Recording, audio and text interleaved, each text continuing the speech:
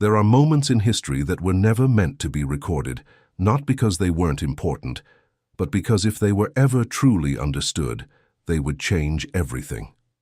This is one of those moments.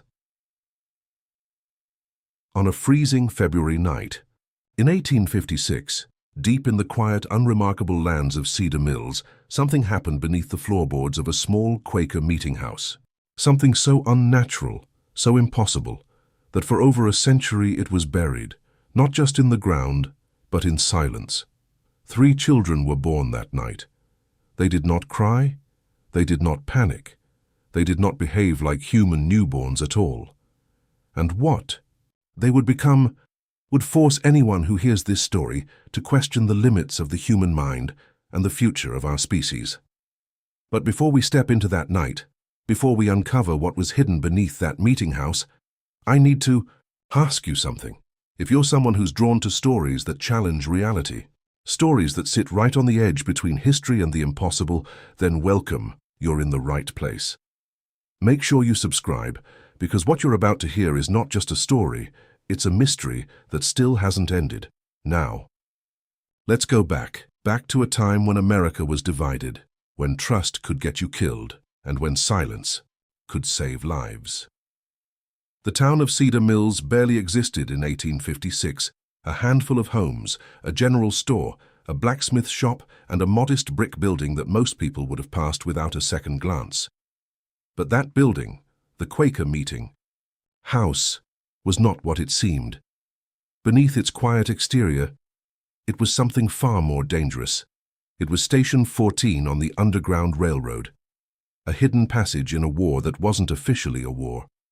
Inside, men and women who had escaped slavery waited in silence, waiting for the next step north, waiting for freedom or capture. Because by 1856 the rules had changed. The Fugitive Slave Act of 1850 had turned every free state into hunting ground. Slave catchers no longer needed permission. They didn't need proof. They didn't even need mercy. And among the most feared of them were the Garrett brothers, professional hunters, patient, ruthless, the kind of men who didn't just track people. They enjoyed it. For 8 years, the meeting house had survived undetected under the guidance of a man named Samuel Whitmore, a farmer by appearance, a strategist by necessity, a man who understood that one mistake could destroy everything. Beneath the wooden floorboards of the meeting house, hidden under a trapdoor no outsider had ever found, was a basement, hand-dug, carefully engineered, ventilated through hollow fence posts that looked purely decorative. It could hold a dozen people. At a time, sometimes it did, and on most nights, it was filled with fear. But even Samuel Whitmore, even a man who had spent nearly a decade living on the edge of discovery, had never seen anything like the woman who arrived 3 nights before everything changed. She called herself Ruth. She was young, no older than 19, alone, exhausted, and very, very pregnant. The moment Samuel saw her, he knew one thing immediately. She wasn't going anywhere. Not north, not south, not anywhere at all. But there was something else about her. Something no one could quite explain. At first, it was small things, uncomfortable things. She would glance toward the door. Moments before anyone knocked, she refused food that looked perfectly fine, only for it to be discovered spoiled hours later. And then there were the conversations. She spoke softly, respectfully, but with a certainty that unsettled everyone around her.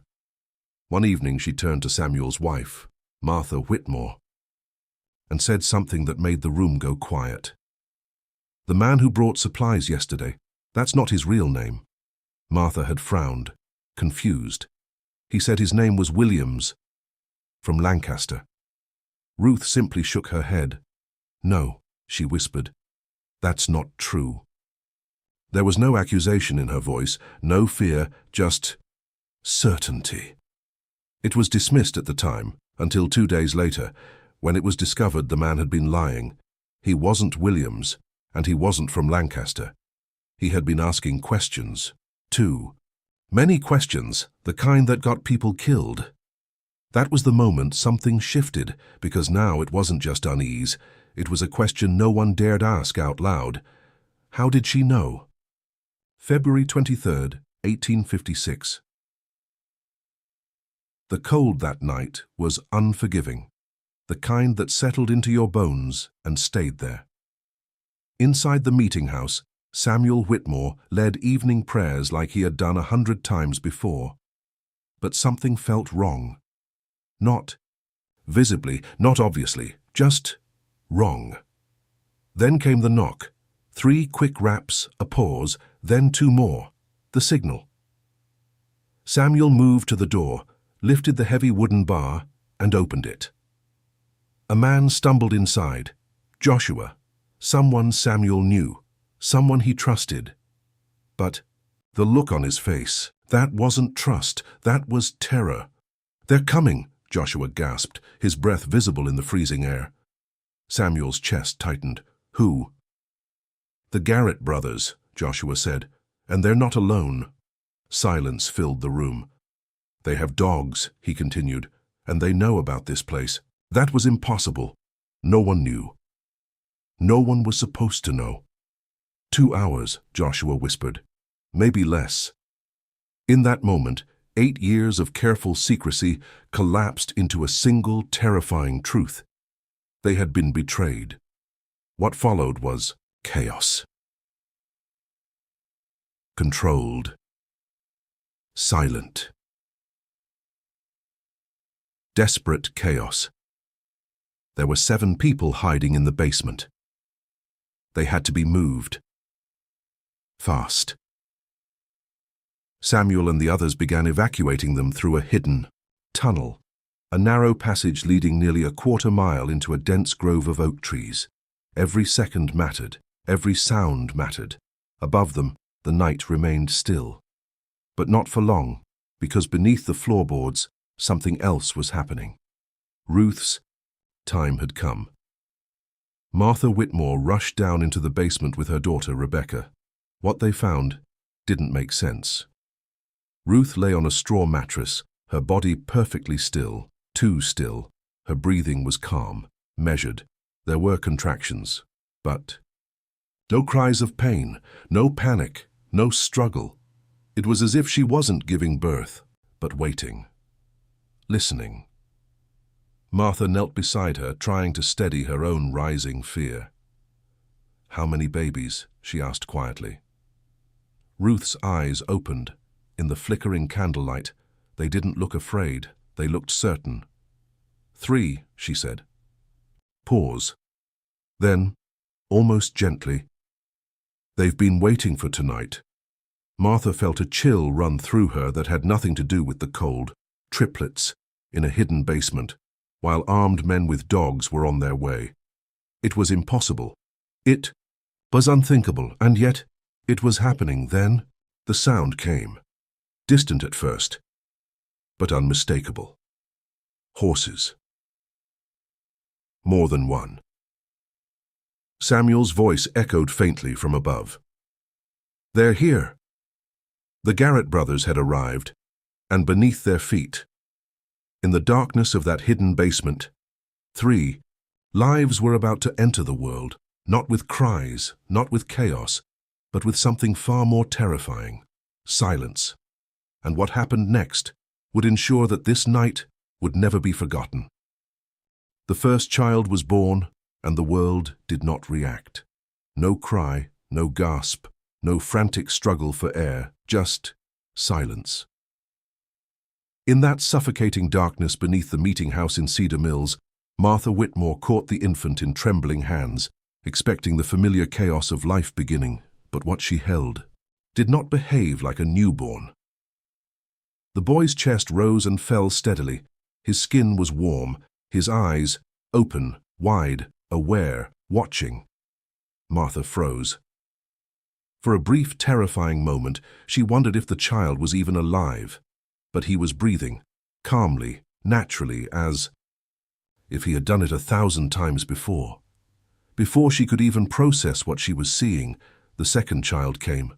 Again, no cry, no resistance, no fear, Just another silent arrival into a world that felt suddenly wrong. And then, less than a minute later, the third.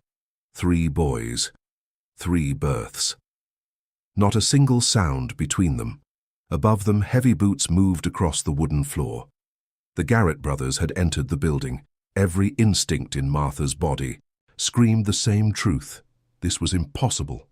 Newborns cry, they scream, they gasp, they fight the shock of existence. But these 3, they lay still, wrapped in rough cloth, eyes moving in unison, tracking something. Listening, no. Understanding. Above them, voices echoed, men shouting orders, dogs sniffing, scratching, whining. At one point, the floorboards creaked directly overhead. Someone had stepped onto the trapdoor, the very door that separated life from discovery. Martha held her breath, Rebecca clutched her arm, and the 3 infants remained perfectly still. Not even a whimper, not even a breath out of rhythm. It was as if they knew that one sound would mean death. Time stretched, minutes felt like hours, hours like days, and throughout it all, Ruth said nothing. She didn't cry out, didn't panic. She simply held her sons and whispered, softly, endlessly. In a language no one in that room had ever heard, it flowed like water, gentle, continuous, not English, not anything Martha could recognize, but the boys reacted to it. Their eyes shifted, their breathing aligned, as if they were being guided, taught something in their very first moments of life. Above them, frustration grew. The Garrett brothers searched everything, every room, every corner, every shadow. Their dogs circled the foundation, whining, scratching at the ground, sensing something they couldn't reach. Once, one of them barked directly above the basement. Martha's heart nearly stopped, but still, nothing, no discovery, no sound, no proof. After nearly 3 hours, the voices faded. Boots retreated. Horses carried the hunters away into the night, and just like that, they were gone. Silence returned. Real silence this time. Heavy, unbelievable. And then, for the first time since their birth, the boys cried, all 3 of them. At the exact same moment, not separate cries, not different tones, but one. Unified sound, perfectly synchronized. It echoed through the basement like something unnatural, something that didn't belong to 3 infants, but to one shared voice. Martha felt it in her chest. Rebecca covered her ears, and Ruth simply closed her eyes. She was dying. The blood loss had been too severe. Martha tried everything, every technique she knew, every desperate attempt to stop what couldn't be stopped. But Ruth's body was already slipping away. Her breathing grew shallow, her strength faded. And yet, her expression remained calm, as if she had already accepted this moment long before it arrived. Martha leaned close, tears in her eyes. "Tell me what to do," she whispered. Ruth turned her head slightly, her voice barely audible. "They'll know things." A pause. "They'll always know." Martha swallowed hard. Ruth's eyes shifted toward her sons. "Take care of them." Another pause. "Longer this time. But remember," her voice faltered, "they're not like other children." And then, she was gone. The room fell into a different kind of silence. Not fear this time, but weight, finality. 3 newborn boys, and no mother, no name, no past, just a warning that none of them truly understood. By morning, the reality of the situation had settled over the community like frost. 3 children had been born into a world that had no place for them. Legally, they didn't exist. Socially, they had no identity. And practically, they had no one. But Samuel Whitmore made a decision, one that would shape everything that followed. The boys would be raised by the community, not by one family, but by all of them. Shared responsibility, shared protection, shared secrecy, it was the only way. They named them, according to Quaker tradition, Caleb, Ezra, Isaac.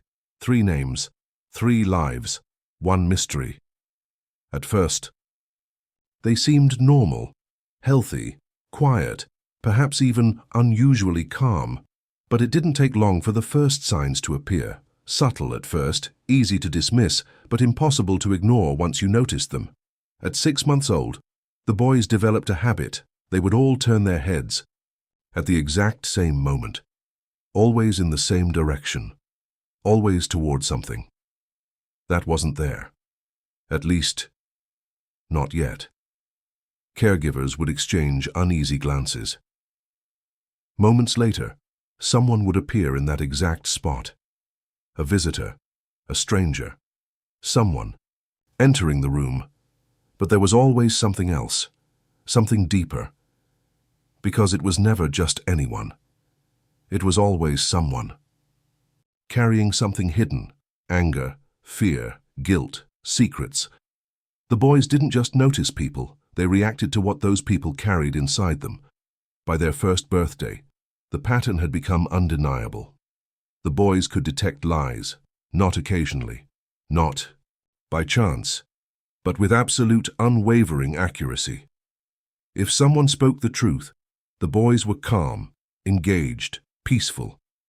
But if someone lied, even about something small, they would turn away, refuse to respond, sometimes even cry. At first, the adults found it useful, convenient even, a kind of strange blessing. Lost items were found, mistakes were exposed, visitors were quietly evaluated. But then, it went deeper. Because the boys weren't just reacting to words, they reacted to intent, to thoughts not spoken, to emotions not expressed, to truths buried beneath layers of silence. One afternoon, a traveling merchant stopped at the meeting house, friendly, polite, harmless, on the surface. But the moment he entered, Caleb stiffened, Ezra turned away, Isaac began to cry. The reaction was immediate, violent, uncontrollable. The man left shortly after, unsettled. 2 weeks later, news arrived. He had been arrested for murder. His business partner's body had been hidden in his wagon. During his visit, that was the moment everything changed. Because now it wasn't curiosity, it wasn't coincidence. It was something else entirely, something far more dangerous. Samuel Whitmore began documenting everything, every reaction, every pattern, every impossible accuracy, and one truth became clear. These boys didn't just see the world differently. They saw through it, through lies, through fear, through deception, as if the human mind itself was no longer private. But there was a cost, a heavy one, because the boys were always aware, always listening, always sensing. There was no escape from it, no way to turn it off, and slowly, it began to change them. They played less, laughed less, spoke less. Instead, they spent more time together. Whispering, always whispering. In that same strange language their mother had used, a language no one else understood. A language that didn't seem learned but remembered. By the time they turned 3, the community had given a name to the look, the way the boys stared at someone when they knew something was wrong. They called it the knowing look. And once you saw it, you never forgot it, because it didn't feel like a child looking at you. It felt like something much older, something that understood you, better than you understood yourself. And deep down, in a place no one wanted to admit, a fear began to grow, not of what the boys might do, but of what they already knew. Because if 3 children could see every lie, every hidden intention, every dark thought, then one question became impossible to ignore. What happens when they start seeing things that haven't happened yet? At first, it felt like a gift. That's how they justified it. That's how they needed to see it, because the alternative was too disturbing to accept. 3 children, Caleb, Ezra, and Isaac, were protecting lives. They were exposing lies before they could cause harm, stopping betrayal before it could take root, guiding desperate people towards safety without ever fully understanding how. Within the fragile, hidden network of the Underground Railroad, word began to spread. Quietly, carefully, there was a place in Cedar Mills where you could be certain that the people around you were who they claimed to be, certain that no one in your group was lying or waiting to betray you. For men and women risking everything for freedom, that kind of certainty was priceless, and so more people began passing through Cedar Mills, more faces, more stories, more secrets, and every single one of them was seen. At first, the boys didn't speak much about what they sensed. They didn't explain. They simply reacted. If they remained calm, the group was safe. If they grew uneasy, something was wrong. And if they refused to enter the basement at all, Samuel Whitmore knew. Someone in that group could not be trusted. 7 times over the course of 3 years, the boys identified infiltrators. 7 times, disaster was avoided. No mistakes, no uncertainty, perfect accuracy. But perfection comes with a price, because the boys weren't just sensing lies, they were experiencing them, feeling them, absorbing them. Every hidden fear, every suppressed guilt, every violent intention became something they lived through, and for children, that kind of awareness wasn't a gift. It was a burden, a heavy one. Samuel Whitmore began to notice the change first. It was subtle, almost invisible, but it was there. The boys smiled less, played less. They stopped interacting with other children entirely, because other children didn't make sense to them.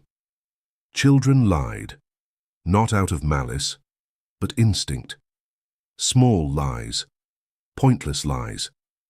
But to the triplets, a lie was a lie, and they felt every one of them, like a disturbance, like noise, like something that disrupted the fragile order of truth they had come to rely on. Adults were no better. In fact, they were worse, because adults carried more.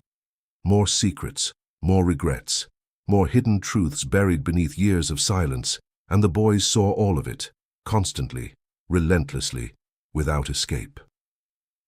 "They are always watching," Martha once wrote in her private notes. Martha Whitmore had become the closest thing the boys had to a mother, and even she felt it. "They look at you," she wrote, "and you feel as though every thought you've ever had is laid bare before them. Not judged, not condemned, just known."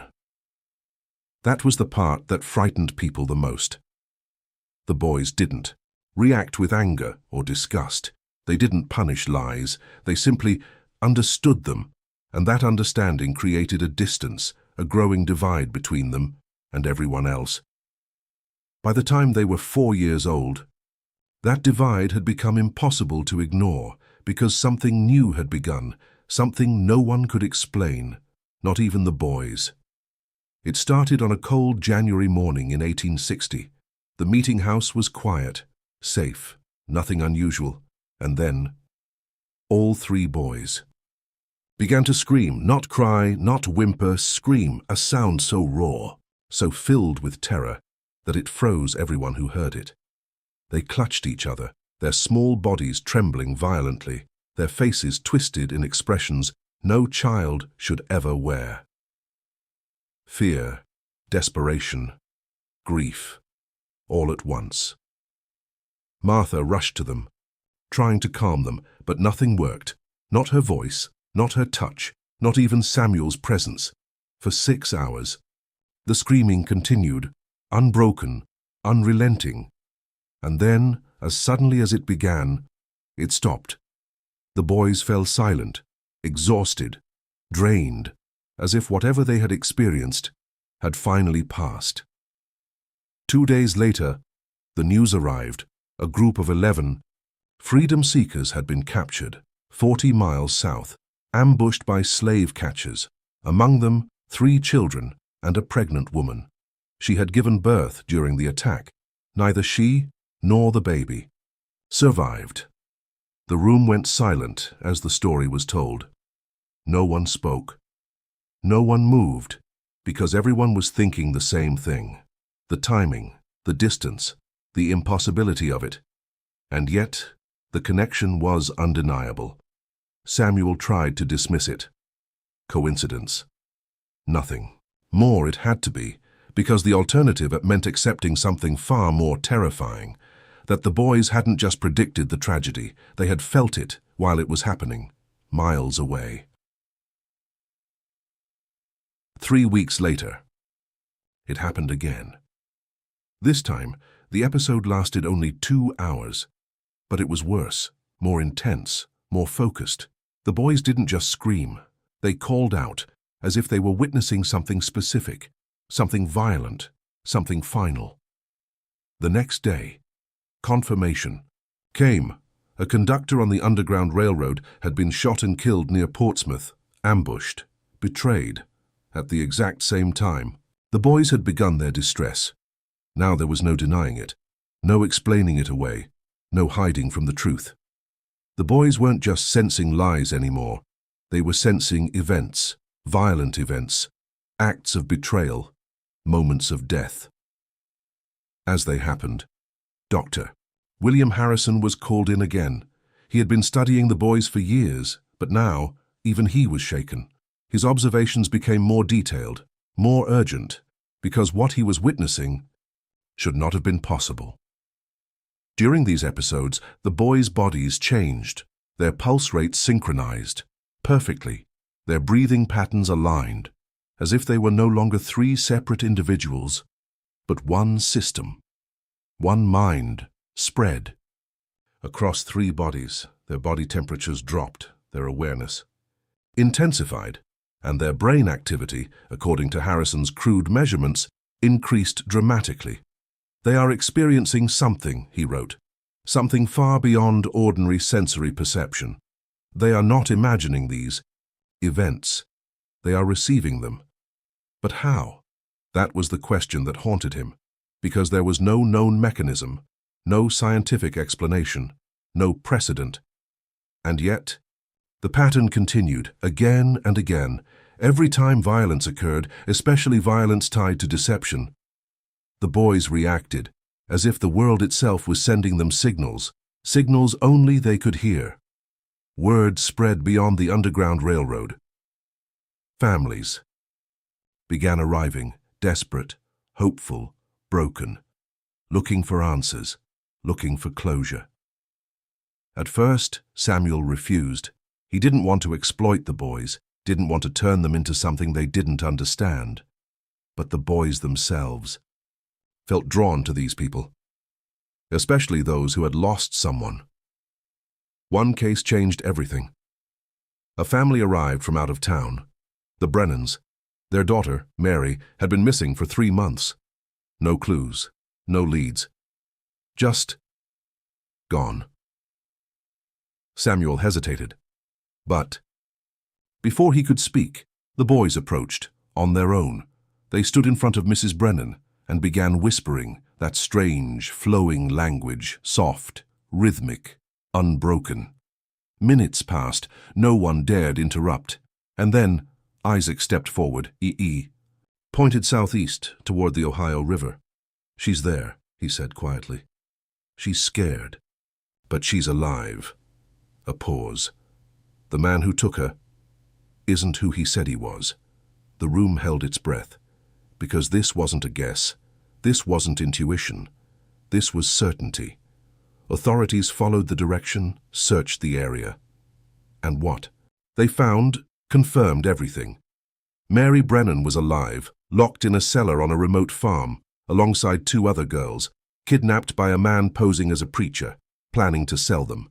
The rescue spread like wildfire, and with it, so did the truth. The boys weren't just different. They weren't just unusual. They were something else entirely, something that blurred the line between human perception and something far beyond it. But as their abilities grew stronger, something else began to fade. Their connection to the world around them, they spoke less, interacted less, lived apart. Even when surrounded by people, they spent hours together, heads close, whispering, always whispering, as if the only ones who could truly understand them were each other.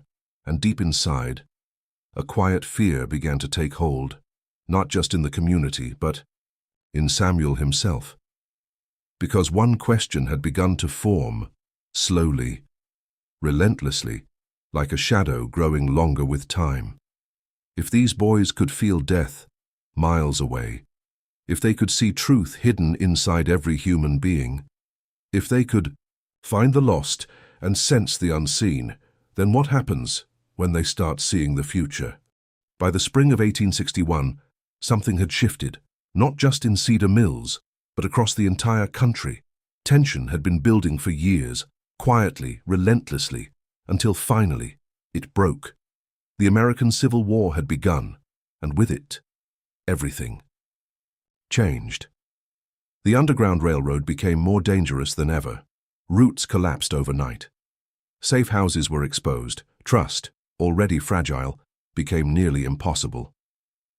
And in the middle of it all were three boys who could see through lies and feel violence before it arrived. At first, their abilities became more valuable than ever. Movements were planned around their reactions. Routes were chosen based on their silence or their unease. If the boys were calm, the path was safe. If they hesitated, everyone listened.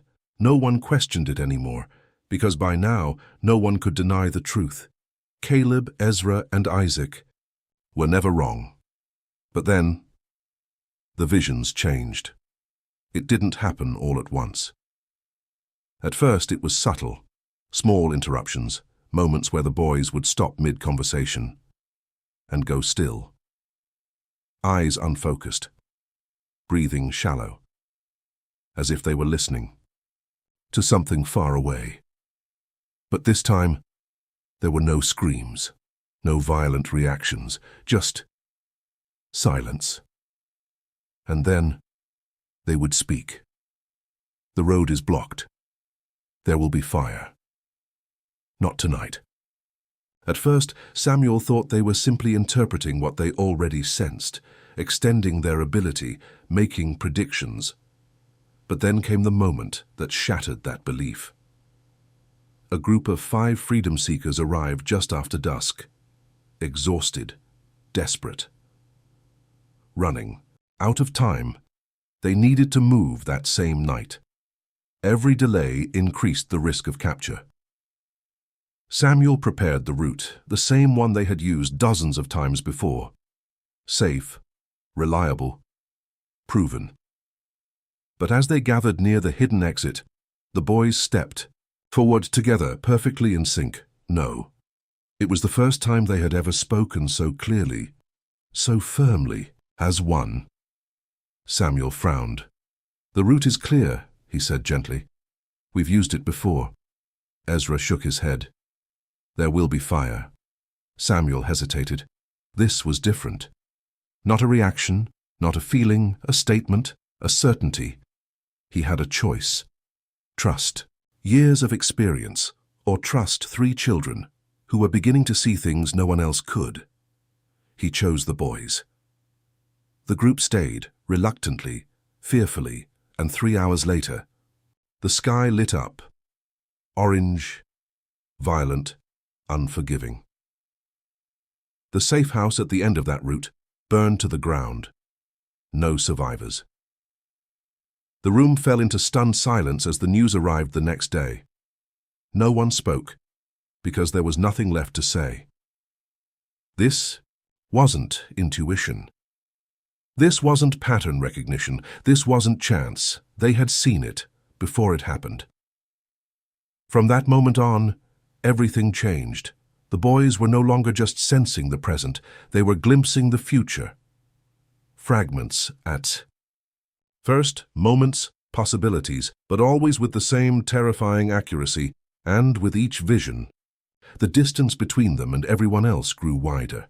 They stopped playing entirely, stopped interacting, stopped behaving like children in any recognizable way. They spent their days in quiet observation, their nights in whispers, always together, always connected. Martha Whitmore began to notice something else, something even more unsettling. "They are not surprised anymore," she wrote. "Not by anything.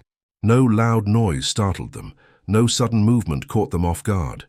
No unexpected event was ever truly unexpected, because somehow they already knew. But knowledge like that comes at a cost." The visions began to take a toll, not physically, but mentally, emotionally. The boys grew distant, detached, as if the world they were living in was no longer the one they were focused on. Sometimes they would react to things that hadn't happened yet, flinching before a glass shattered, turning before a door opened, stepping aside before someone bumped into them. It was subtle, but constant. They were living, seconds ahead of everyone else. And then, the seconds became minutes. One evening, as Samuel reviewed his notes by candlelight, Caleb approached him, alone, which had never happened before. "They're coming," Caleb said quietly. Samuel looked up. "Who?" Caleb's expression didn't change, but his voice carried something new, something heavier. "The ones who don't lie." A chill ran down Samuel's spine. "What do you mean?" he asked. Caleb hesitated, as if searching for words that didn't exist. "They don't hide what they are," he said finally. "They don't pretend." Samuel's mind raced. Slave catchers lied, spies lied, everyone lied. So who didn't? Before he could ask another question, Caleb turned and walked away. That was the first warning. The second came 3 days later. A man arrived in Cedar Mills. Well-dressed, educated, polite. He introduced himself as Dr. Elias Hartwell, a physician, a researcher, a man with a reputation for studying rare, neurological conditions. At first glance, he seemed harmless, even helpful. But the moment he entered the meeting house, the boys reacted, not with fear, not with distress, but with recognition. They turned toward him, in perfect unison. And for the first time since their birth, they smiled. It wasn't a child's smile, not playful, not innocent. It was something else, something knowing, something welcoming. Samuel felt it immediately, that same quiet instinct that had kept the meeting house safe for years, now screaming a different kind of warning. This man was different. Not because he was lying, but because he wasn't. Everything about him was exactly as it appeared. His curiosity, his intentions, his purpose, and that was what made him dangerous. Because men who hide can be avoided. Men who deceive can be exposed. But men who believe completely in what they're doing cannot be reasoned with. Dr. Hartwell requested to study the boys, politely, professionally, with full transparency. "I believe they represent something extraordinary," he said calmly, "not supernatural, but evolutionary." Samuel said no immediately, but Hartwell didn't argue, didn't push, didn't threaten. He simply nodded, smiled, and said something that lingered long after he left. "You won't be able to hide them forever." That night, the boys didn't sleep. They sat together, whispering, faster than ever before, that strange flowing language filling the room like a current. And for the first time, Samuel couldn't shake the feeling that whatever they were saying wasn't just between them anymore. It was reaching outward, towards something or someone, because far beyond Cedar Mills, the world was changing, science was advancing, curiosity was growing, and somewhere in that growing world, people were beginning to ask questions.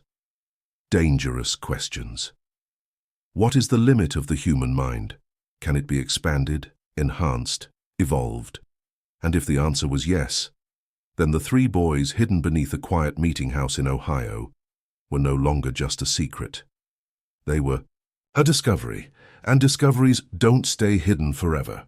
Some stories end with answers. This one doesn't.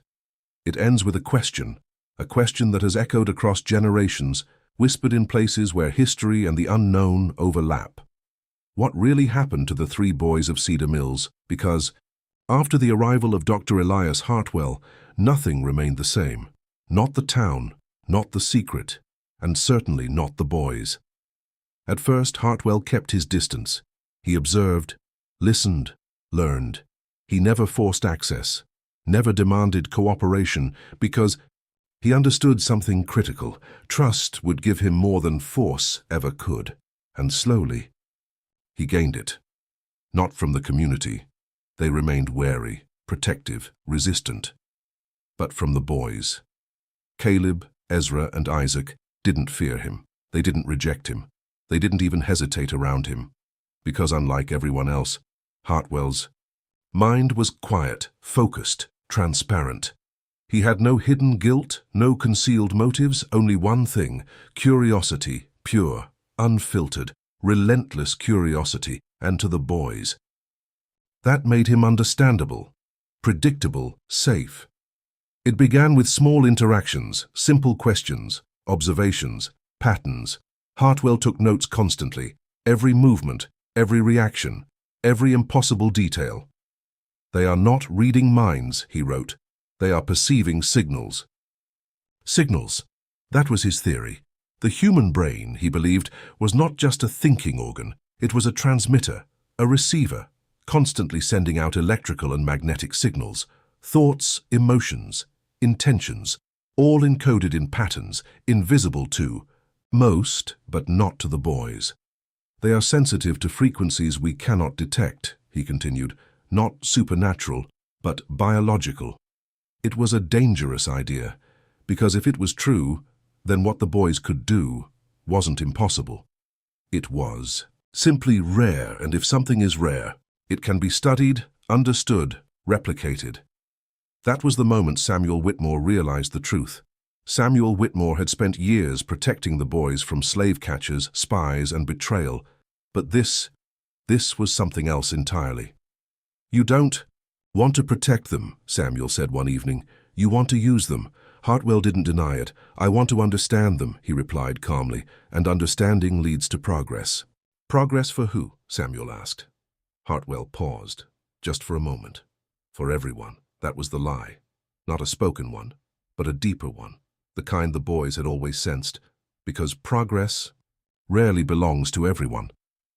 And for the first time since his arrival, the boys reacted differently to Hartwell. Not with fear, not with rejection, but with distance. They began avoiding him, speaking less in his presence, withdrawing into themselves.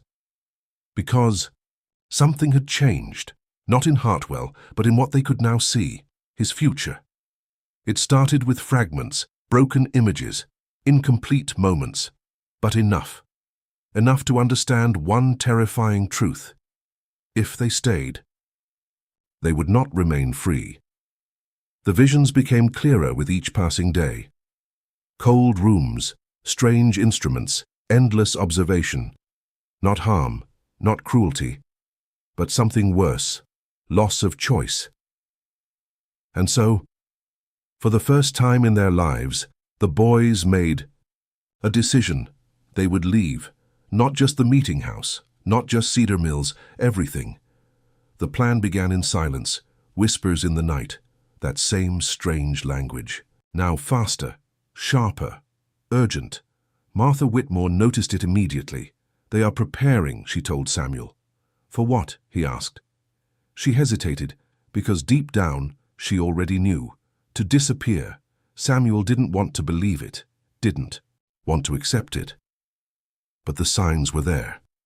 The boys stopped engaging entirely, stopped reacting to visitors, stopped guiding the network. It was as if they were already gone.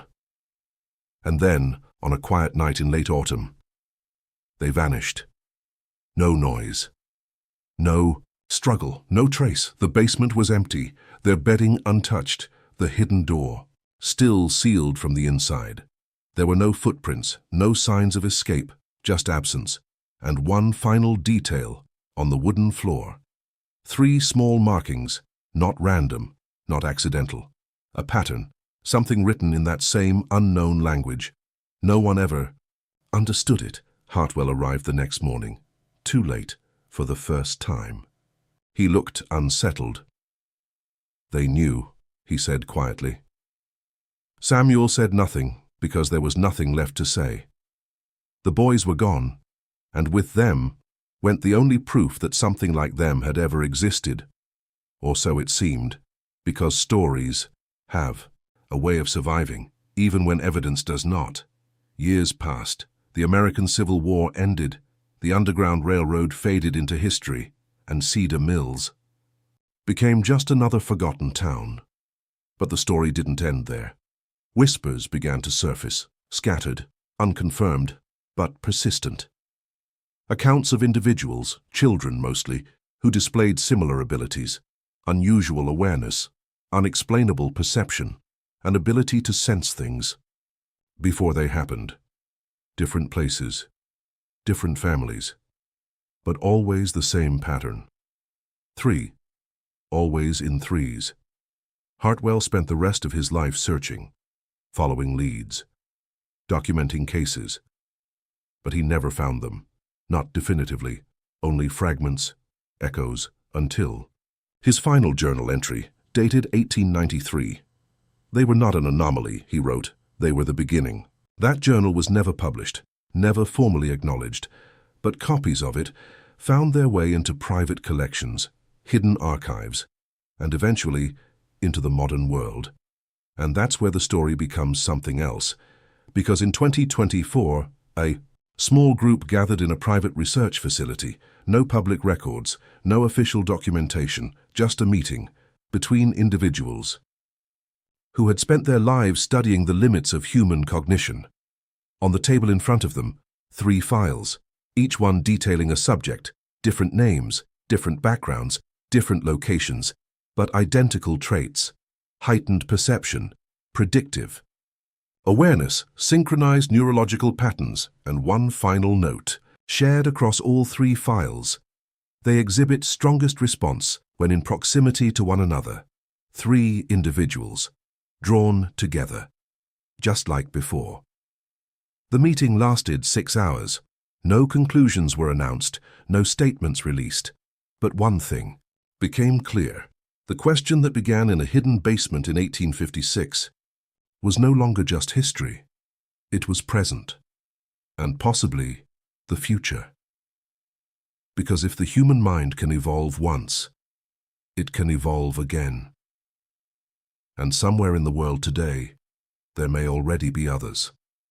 Listening, watching, knowing, just like the 3. Boys who were born in silence and disappeared without a trace. And if that's true, then this story isn't over. It's just waiting to be continued. Thank you for listening.